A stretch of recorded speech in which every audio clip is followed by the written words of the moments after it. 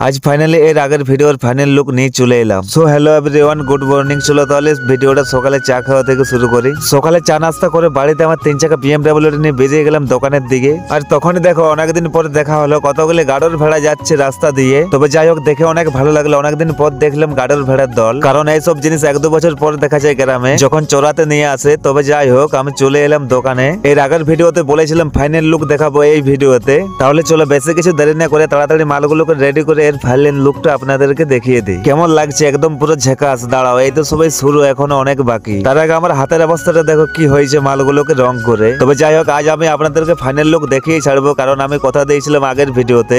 আর final look দেখার আগে চ্যানেলে নতুন যারা ভিডিওটা দেখছো অবশ্যই সাবস্ক্রাইব করে দিবেন প্লিজ। অনেক কষ্টের পর ফাইনালি করে দিলাম ফাইনাল কালার। আর দেখো কালার করার পর ফাইনাল লুকটা কেমন হয়েছে। যদি কারো প্রয়োজন হয় পালং খোপা ডিমান্ড, তাহলে অবশ্যই কমেন্ট করে জানাবেন। অর্ডারে এখানে মাল বানানো হয় এবং ঠিকানা